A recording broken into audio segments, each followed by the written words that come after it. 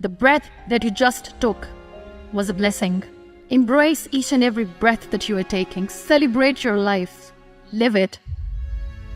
Don't die before your death. We all die.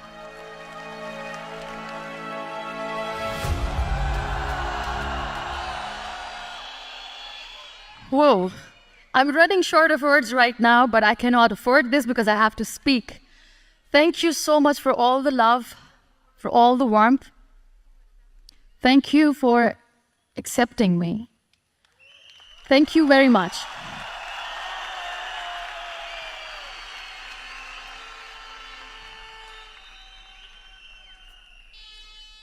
Well, I always start my talk with a disclaimer.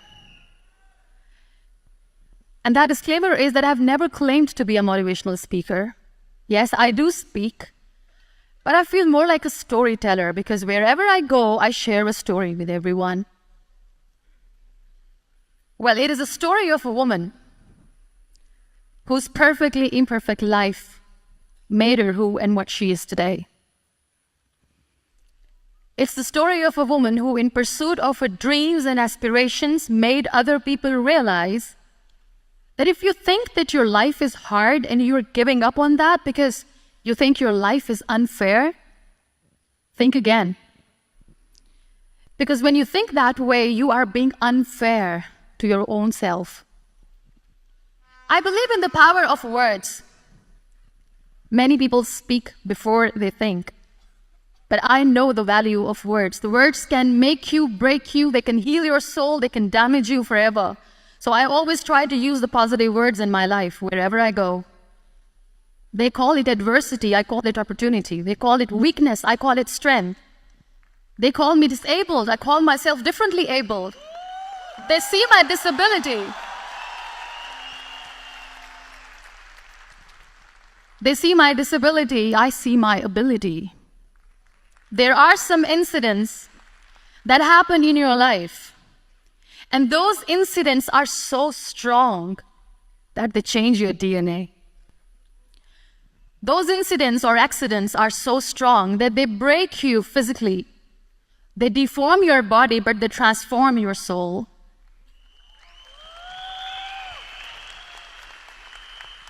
I was 18 years old when I got married. I belonged to a very conservative family, a Baloch family, where good daughters never say no to their parents. My father wanted me to get married, and all I said was, if that makes you happy, I'll say yes. And of course, it was never a happy marriage. Just about after 2 years of getting married, about 9 years ago, I met a car accident. Somehow my husband fell asleep and the car fell in the ditch. He managed to jump out, saved himself. I'm happy for him. But I stayed inside the car and I sustained a lot of injuries. The list is a bit long. Don't get scared. I'm perfectly fine now. Radius ulna of my right arm were fractured. The wrist was fractured. Shoulder bone and collarbone were fractured. My whole rib cage got fractured.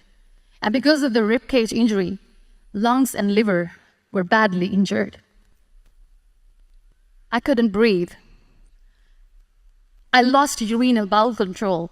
That's why I have to wear the bag wherever I go. But that injury that changed me and my life completely as a person and my perception towards living my life was the spine injury. 3 vertebrae of my backbone were completely crushed, and I got paralyzed for the rest of my life.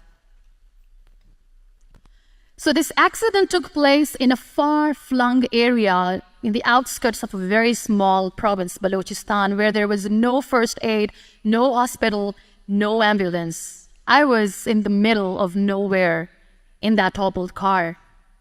Many people came to rescue. They gave me CPR. They dragged me out of the car. And while they were dragging me out, I got the complete transection of my spinal cord. And now there was this debate going on. Should we keep it here? She's going to die. Where should we go? There is no ambulance. There was this 4-wheeler Jeep standing in the corner of the street. They said, put her in the back of the Jeep, and take her to the hospital, which is 3 hours away from this place. And I still remember that bumpy ride. I was all broken. They threw me at the back of the Jeep and they rushed me to the hospital. That is where I realized that my half body was fractured and half was paralyzed. I finally ended up in a hospital where I stayed for 2.5 months. I underwent multiple surgeries. Doctors have put a lot of titanium in my arm. There's a lot of titanium at my back to fix my back. That's why people in Pakistan call me the Iron Lady of Pakistan.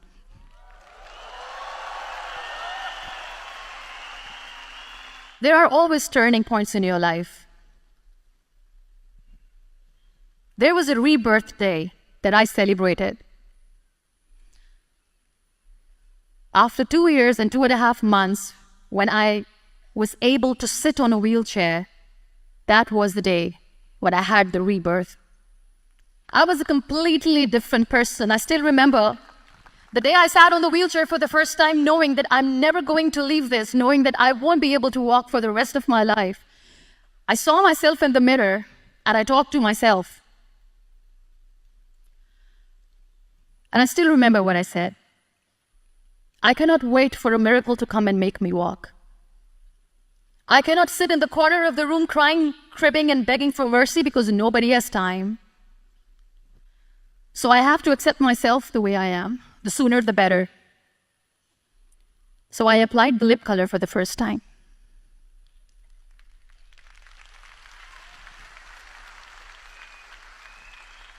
And I erased it. And I cried.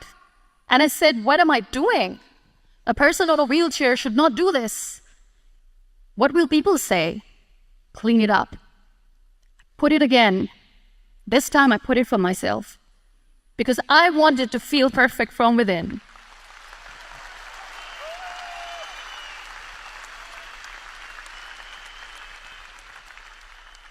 And that day I decided that I'm going to live life for myself. I am not going to be that perfect person for someone. I am just going to take this moment and I will make it perfect for myself. And you know how it all began? That day I decided that I'm going to fight my fears. We all have fears. Fear of unknown, fear of known, fear of losing people, fear of losing health, money.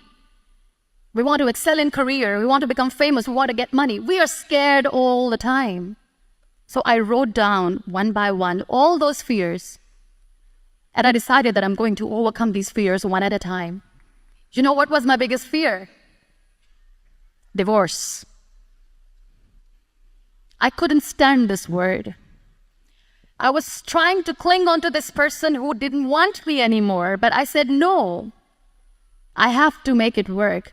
But the day I decided that this is nothing but my fear, I liberated myself by setting him free. And I made myself emotionally so strong that the day I got the news that he's getting married, I sent him a text that I'm so happy for you and I wish you all the best. And he knows that I pray for him today.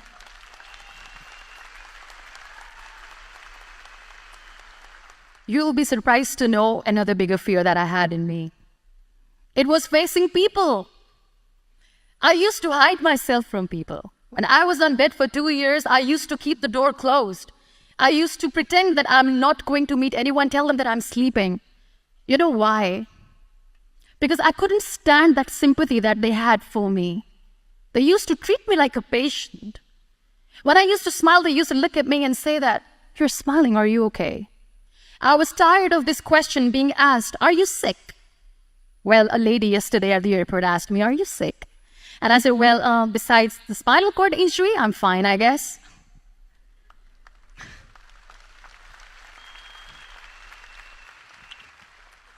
But those are really cute questions. They never used to feel cute when I was on the bed. So I used to hide myself from people, knowing that, oh my God, I'm not going to see that sympathy in their eyes. It's all right.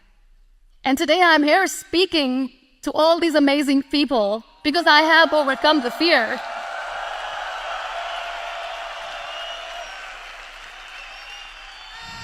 Last but not least, The woman who made me realize that heroes have no gender. The woman who believed in me even when I was completely at the verge of despair, where everybody left, she was there. And every time I looked at her, without saying anything, she used to look at me and said, "This too shall pass. God has a bigger plan. And one day you will say that, oh my God, that is why God has chosen me." She never cried in front of me. She's always said that there will be haters, there will be naysayers, there will be disbelievers, and then there will be you proving them wrong. My mother.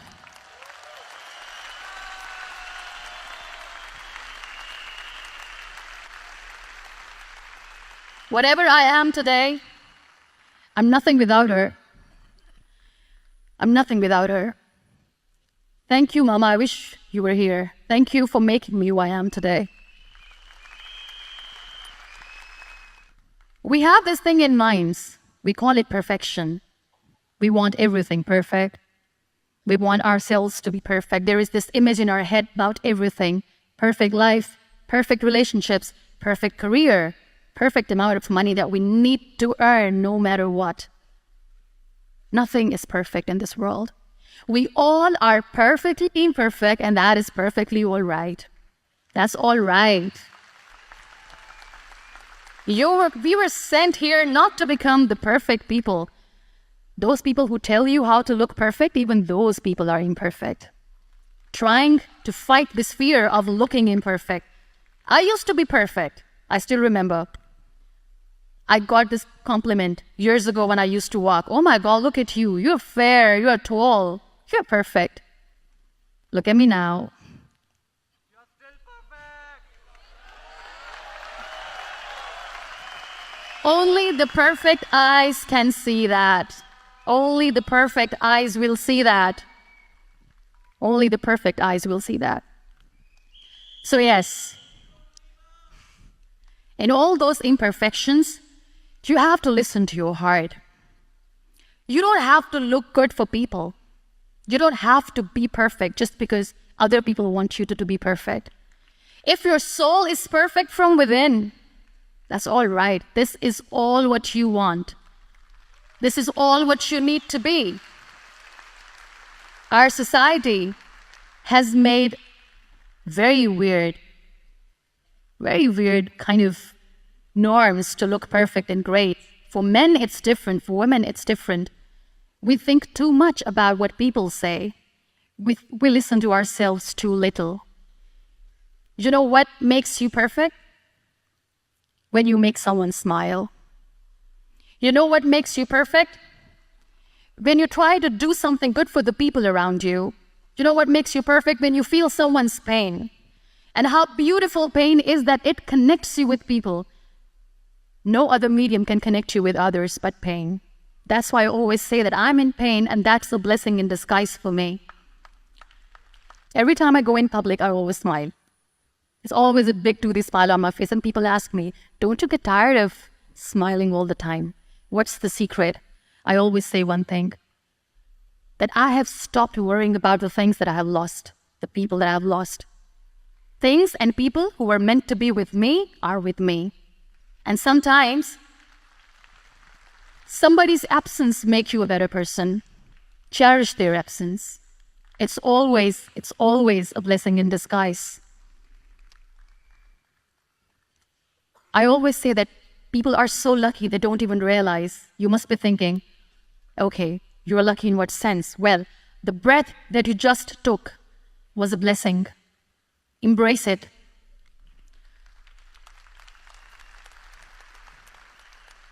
There are so many people in the world who are dreaming to live a life that you are living right now. You have no idea. Embrace each and every breath that you are taking. Celebrate your life. Live it. Don't die before your death. We all die.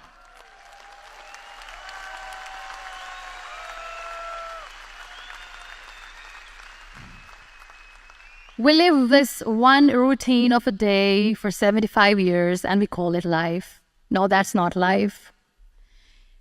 If you're still thinking why you have been sent here, if you're still juggling with the concept of why you are here, you haven't lived yet. You work hard, you make money, you do it for yourself. That's not life. You go out, you seek for people who need your help, you make their lives better.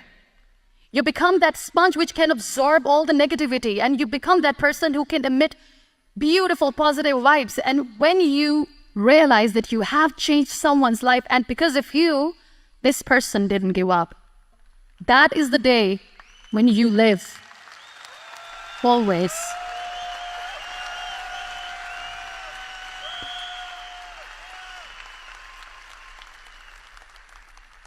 We were talking about gratitude, why I smile all the time. I cry all night when nobody sees me, because I'm a human and I have to keep the balance. And I smile all day because I know that if I will smile, I can make people smile. That keeps me going.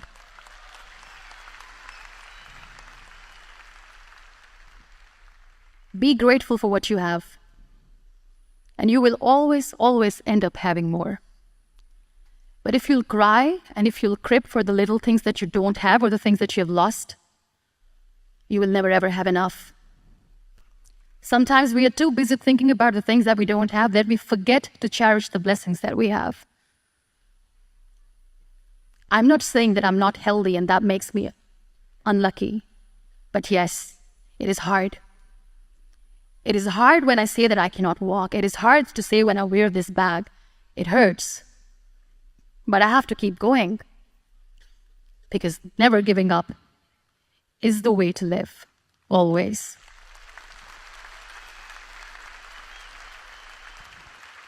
So I'll end my talk on a very short note.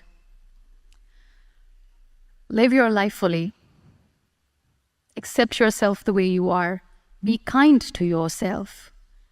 Be kind to yourself. I'll repeat, be kind to yourself, and only then you can be kind to others. Love yourself and spread that love. Life will be hard. There will be turmoils. There will be trials, but that will only make you stronger. Never give up. The real happiness doesn't lie in money or success or fame. I have this all. I never wanted this. Real happiness lies in gratitude. So be grateful, be alive, and live every moment. Thank you so much, everyone. Thank you. We Malaysia! Muniba Mazari!